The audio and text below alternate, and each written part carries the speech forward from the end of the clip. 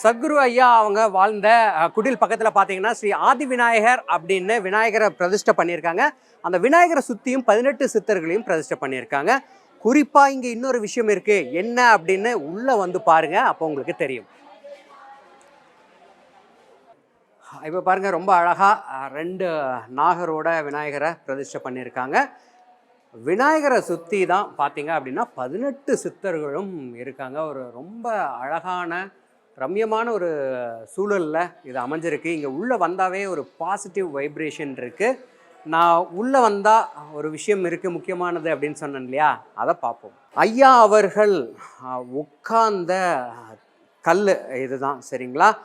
நிறையா ஃபோட்டோஸில் வீடியோஸில் நம்ம பார்த்துருப்போம். ஏன்னா அவர் வந்துட்டு நம்மளுடைய காலத்தில் 2014 வரைக்கும் நம்ம கூட இருந்தார். இப்போவும் நம்ம கூட தான் இருக்கார். அவர் உட்காந்து பக்தர்கள் கூட சில டைம் பேசுவார், சில டைம் பார்த்திங்கன்னா பரிபாஷையில் அவர் பேசிகிட்டு இருப்பார்.